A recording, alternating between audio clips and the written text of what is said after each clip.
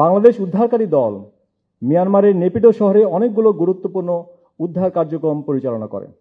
এর মধ্যে অন্যতম ছিল একটি বিধ্বস্ত 4তলা ভবনের নিচতলা হতে একজন 68 বছর বয়সী মহিলার মৃতদেহ উদ্ধার। উল্লেখ্য যে গত 28 মার্চ 2025 তারিখের ভূমিকম্পে উক্ত মহিলা 4তলা ভবনের নিচতলায় আটকা পড়া অবস্থায় আহত হয়ে মারা যান।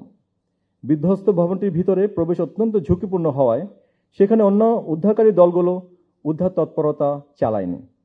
বাংলাদেশের উদ্ধারকারী দল নেপিডোতে পৌঁছানোর অব্যবহিত পরেই মিয়ানমার কর্তৃপক্ষ তাদেরকে উক্ত বিল্ডিংটিতে উদ্ধার তৎপরতা চালানোর অনুরোধ জানায়। এর প্রেক্ষিতে গত 3রা এপ্রিল 2025 তারিখে বাংলাদেশ উদ্ধারকারী দল সেখানে অভিযান চালিয়ে 1430 ঘটিকার মধ্যে উক্ত উদ্ধার কার্য সম্পন্ন করে। বাংলাদেশ উদ্ধারকারী দলের এই সাফল্যের প্রেক্ষিতে মিয়ানমার কর্তৃপক্ষ মিয়ানমার পররাষ্ট্র মন্ত্রণালয়ের 3টি আংশিক ধ্বংসপ্রাপ্ত ভবনের বিভিন্ন গুরুত্বপূর্ণ সামগ্রী উদ্ধারের দায়িত্ব বাংলাদেশকে প্রদান করে, যা বাংলাদেশের উদ্ধারকারী দল অত্যন্ত সফলতার সাথে সম্পন্ন করে। এর পাশাপাশি নেপিডো শহরের বিভিন্ন স্থানে ক্ষতিগ্রস্ত আবাসিক ভবন, অসামরিক ক্লিনিক, শপিং মল সহ সর্বমোট 45টি আংশিক ধ্বংসপ্রাপ্ত ভবনের ঝুঁকিপূর্ণ ও নিরাপদ স্থানগুলো শনাক্ত করায় বাংলাদেশ দল মিয়ানমার কর্তৃপক্ষকে সহায়তা করে।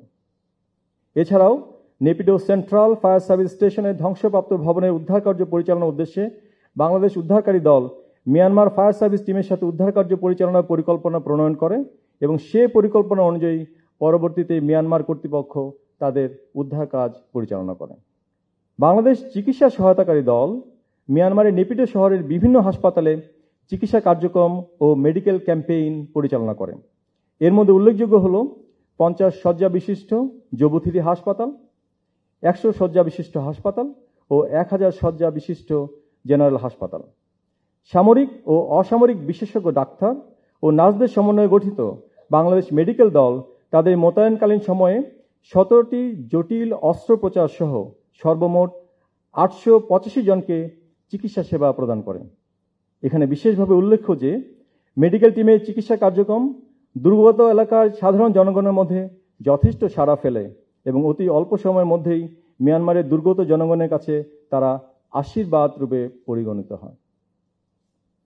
বাংলাদেশের উদ্ধারকারী ও চিকিৎসক দলের প্রতিটি সদস্যের সহমর্মিতা, আন্তরিকতা ও নিষ্ঠা তাদেরকে মিয়ানমার সরকার ও জনগণের আস্থাভাজন করে তোলে। এর ফলশ্রুতিতে বাংলাদেশ দলের কর্মকাণ্ড পরিদর্শনে আসেন দেশটির উপপ্রধানমন্ত্রী ও পররাষ্ট্রমন্ত্রী উ থান শোয়ে। এছাড়াও বাংলাদেশ দলের সম্মানে তিনি এক মধ্যাহ্নভোজের আয়োজন করেন।